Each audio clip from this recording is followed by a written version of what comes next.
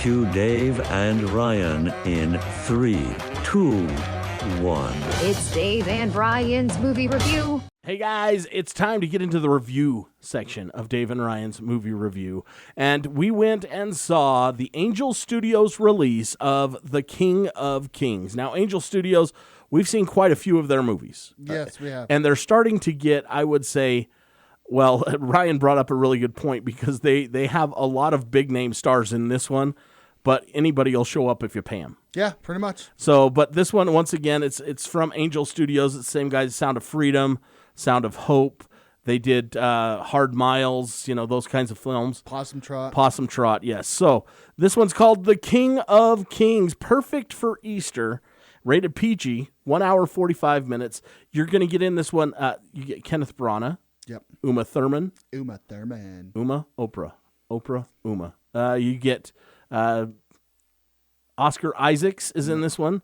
Ben Kingsley is in this. Yes, he is. And Pierce Brosnan is in this movie. And, it's you hate to, it's delicate subject matter. You hate to say it's a rehash of the story of the life of Christ, but that's really what it is. We talked about this after the movie was over.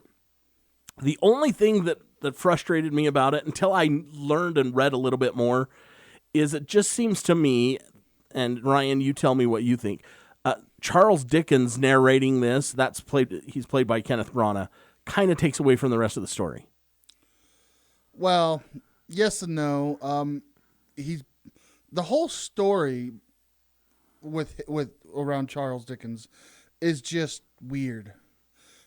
He's telling the story to his child who basically ruined a show that he was doing. Yeah, it's kind of so starts as his reward, he tells him a story. It kind of starts with him doing a reading of A Christmas Carol on stage in London, and his son acts up.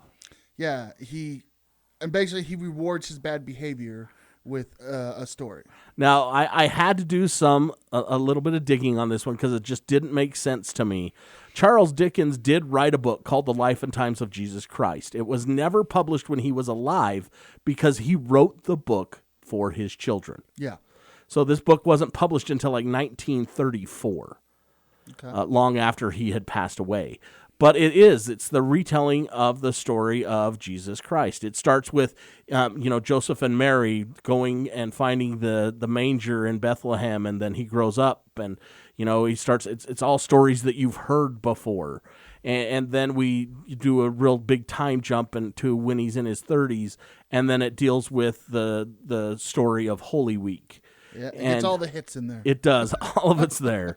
And Ben Kingsley plays the high priest that, I told my wife about this. I says, when you look at back in history and you think back to, I was raised Catholic. When I was a child, I was always kind of taken from the story that they tell at Easter time that Pontius Pilate is the villain in this story. He is far from a villain in this. Which one was he? He was Pierce Brosnan. He's the one that he was doing the will of the people. That's what they wanted. He didn't want to do this to him. He did not want to condemn him to death. But the high priest, played by Ben Kingsley, got the whole crowd up and in an uproar and manipulated them. And then it was, it was the crowd that chose the death of Christ. But like I said, Pontius Pilate, in fact, there's a very poignant scene after they've condemned him and he's condemned him to death where he goes over to the bowl with water and he says, I wash my hands of this. Yep. And there's a lot of things like that you're going to, think back and remember from the story of Jesus and all of this stuff. And, Palm Sunday and Good Friday and all of those things. So I would say really, I think that it would have been a stronger movie if we wouldn't have tied in the Charles Dickens angle. I get why they did it. I understand it now. But I think it would have been a stronger movie if they wouldn't have done that. Yeah, he didn't need to be in it. Yes. At all. In the story he wrote, he wasn't in it. This is we talked after the film, and I called it religious opportunism. Yes. And that's pretty much what this was. How do we get people to come to this movie because most people, I won't say everyone, most people know the story already. Yes. So if we throw a little Charles Dickens twist in there, like Oliver Twist. yep, we'll get people in there, because how does Charles Dickens play into this? Right. And he really didn't. The story he wrote, he wasn't in it. None of this. This is just all made up to sell that. Oh, he wrote a story about this. And the one thing, and I usually don't get this nitpicky, and I brought it up to you when we were out there talking about it. I said there are scenes in the movie where they're there for the reenactments of what's going on with Jesus, and they are part of the crowd, and the crowd interacts with them. And then there are scenes in the movie where they don't know they're there. Yeah, they can't see it. I don't understand that. I get the symbolism of him looking at his dad as Jesus Christ. I get that part, you know, they put him on a pedestal and everything like that. Because there are times where Charles Dickens is walking through the streets and all of a sudden it turns into Jesus and then it turns back into Charles Dickens. And but when they were looking for his cat. Yes. So the movie itself, if you go in and you just go and take your kids and enjoy it for that, it's going to be great. You're going to like it. The animation is great. The animation was amazing. There's a few scenes in this movie where it's just beautiful to look at.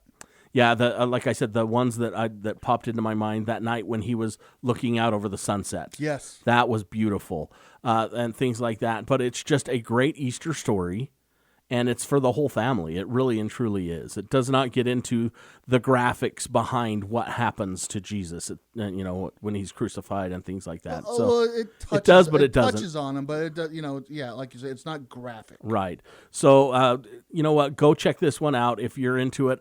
I'm going to give this one 3. I think 3 buckets of popcorn for this one. It was an okay movie. I just feel like that the Charles Dickens angle kind of pulled away from it. Yeah, the whole involving Charles Dickens was just weird. He didn't have to be there for that. But the animation, like I said, was amazing. There was a few spots in the story that was a little like you said, it was a little like they know they're there, they don't know they're there. So a little inconsistency. But overall, I'm probably gonna have to give this one 2. 2 buckets of popcorn. So go check this one out. Once again, it's in theaters right now. King of Kings from Angel Studios.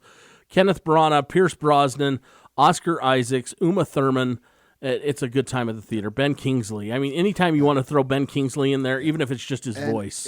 It's only an hour and... Yeah, or hour 45. Hour 45. Hour 45. So your kids' attention spans won't wander off. They won't.